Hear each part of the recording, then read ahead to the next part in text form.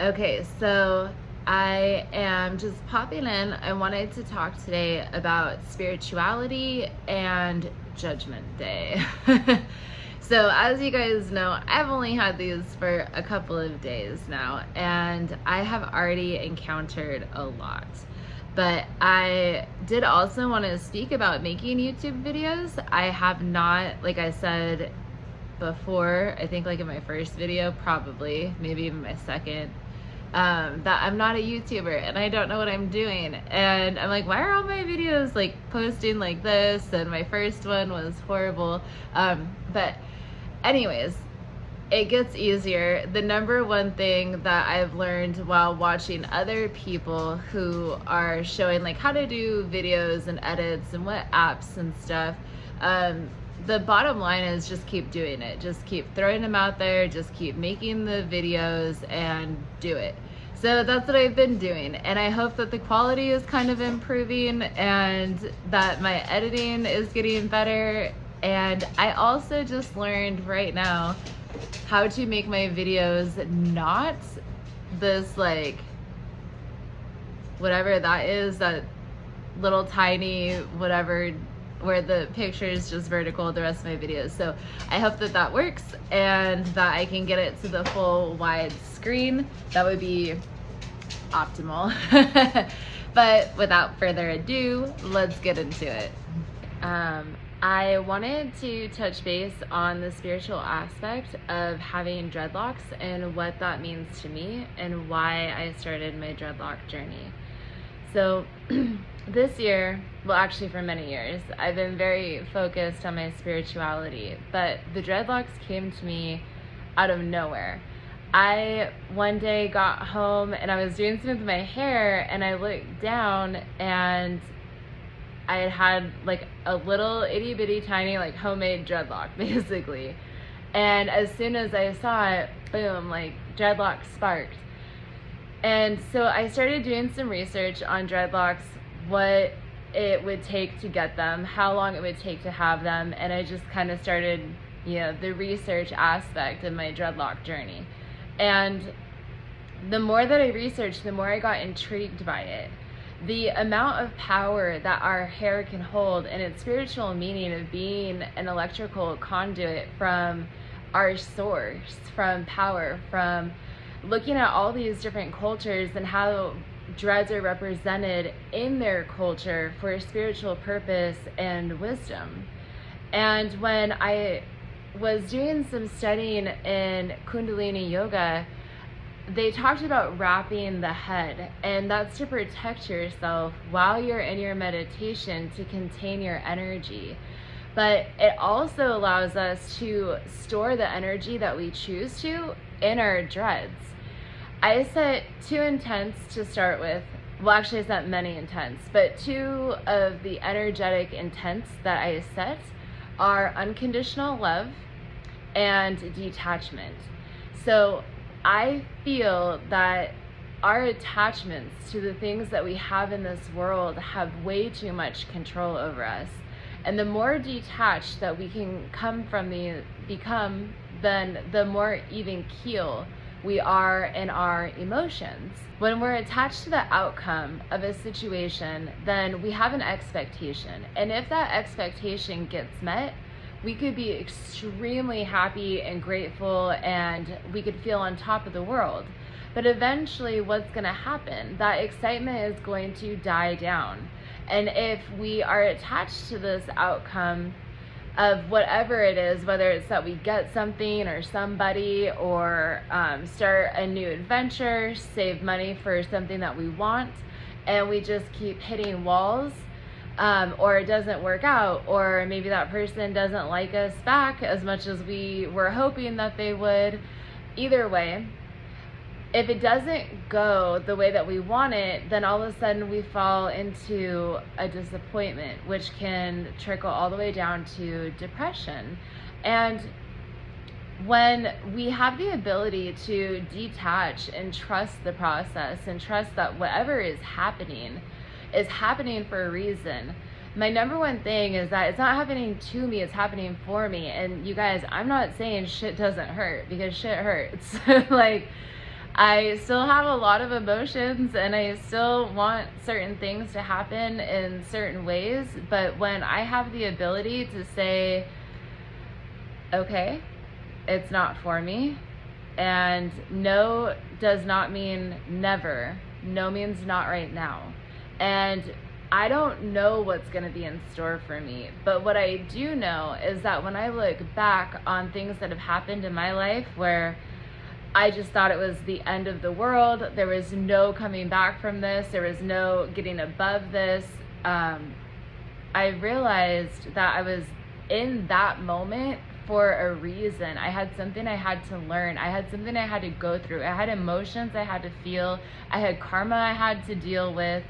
And when you come out of that dark night of the soul, you're able to reflect on what it is you took from that situation. And when you can meet that situation with gratitude instead of attitude, then you are ready for your next door to open. And I promise you, every single time, it's 10 times better than what you would have ever imagined for yourself. So we get attached to these outcomes and we have expectations. We're human. But if we can start to practice detachment, then we can keep our emotions more like this versus like this. You see what I'm saying? So I want that energy flowing through, not this. I want this.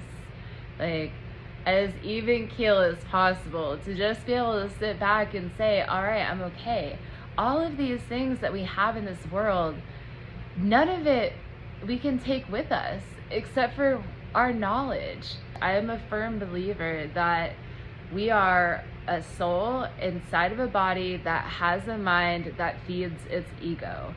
So if we can focus on not feeding our ego so much, it doesn't have much to live off of. But what you'll notice when you are feeding your ego is that it is making your life 10 times worse, because everything has to continue to grow, right? You feed your ego, it gets bigger. Think of it like a fat cell.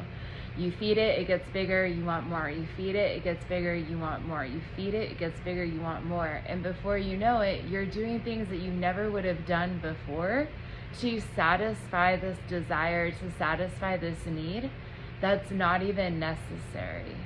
So part of my spiritual journey and with my dreads was that I knew that I couldn't say like, oh, okay, okay. So we can't control how many dreads end up on our head, right? We can have an idea maybe within a 10 number range of how many we want. Like, I want between 20 and 30 or 30 and 40 to help you kind of decide what size you're gonna do. But you can't necessarily pin it down to the exact number. So a few weeks before I went on this adventure, I had already set the intent that I was going to, whatever number of dreads ended up on my head was going to be a number that I was going to focus on for this year.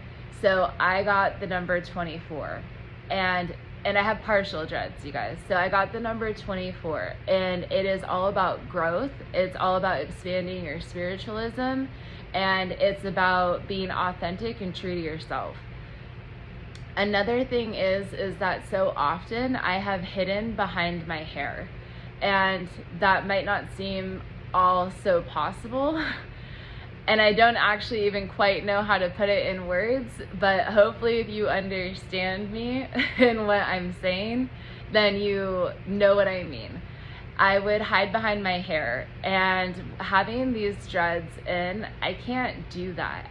More of myself is showing, and it's bringing in a level, and it's going to continue to bring in a level of authenticity, because there's certain things that I can't do. Like if I had somebody next to me that I didn't want to make eye contact with or whatever, I could just drop my hair over here and kind of turn my head. Well, my hair doesn't necessarily exactly do like that anymore. Oh man, I don't even know what I'm talking about. Oh god. Okay.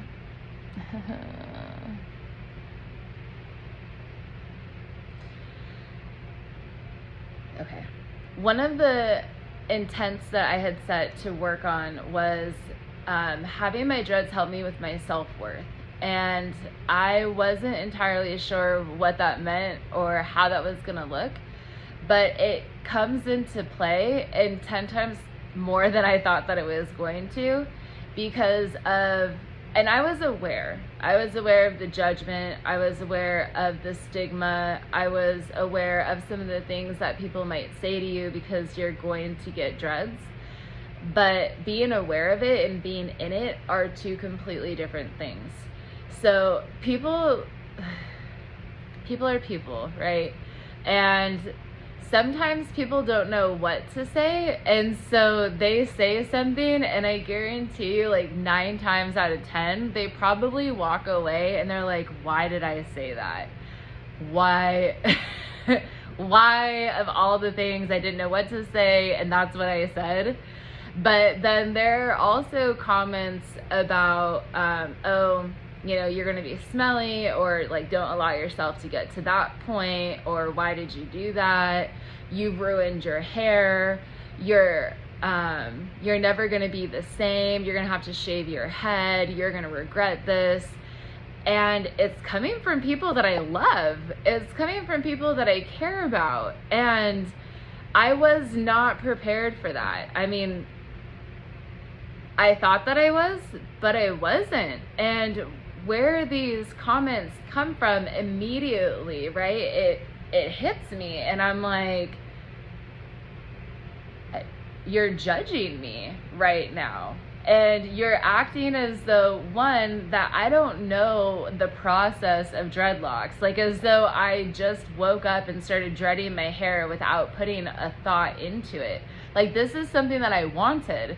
This is something that I desired. This is something that I'm going to take care of and love. This is not a spontaneous or purposeless decision.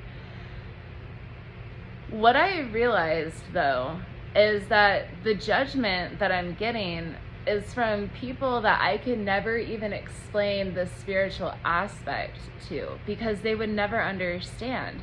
They wouldn't even be able to grasp the concept. But I still say that if someone is willing to listen, I'm going to tell them why, regardless of whether or not I think that they can grasp or wrap their mind around the spirituality that's behind dreadlocks or protecting them, or the fact that when I go out into public or if I'm in a crowded space, I need to protect my dreadlocks so they don't absorb other people's energies. Going through sage ceremonies and saging out my dreadlocks, clearing out that energy, storing in good energy. I feel that even with people who I know that their ears are open, their eyes barely, their mind might be a little bit of a cement block. They might just be thinking about how they're going to respond and not really listening to me. But you can't unhear the words. They're still going in there. So I'm still planting a seed. When I encounter people that are, I guess I'll just call them my garden beds. I don't know. The people that I have to plant the seeds for, I have to remember I might not ever see that grow. I just know that I'm planting the seed. And I know that automatically now my hair can become almost a healthy boundary for me with people. Because if someone is going to pass judgment, make negative comments, or question me, or be passive aggressive, that's another one. That one's huge. The passive aggressive stands out like a sore thumb. It's crazy. But automatically I get to see those behaviors from people that I know and from people that I'm going to meet. And so it is a little interesting to be able to see that now I'm wearing something on my head daily that can help me separate people who I can have deep and meaningful relationships with from people that I can't. That, my friends, is huge. So I think that is all. This is by far my longest videos. And if you have any questions, I love the spirituality aspect, and I will probably post a few more videos on that. So I did one on washing my hair for the first time. I did one on the day after, and then day 3, and then crocheting. But let me tell you what, that crocheting, I can't get over it. I literally strengthened my relationship with my dreads. It's not even like, oh, small baby dreads anymore. It's like we're in a full-blown relationship now, and I feel the trust building, and I freaking love it. All right, you guys, and I love you too. Mwah.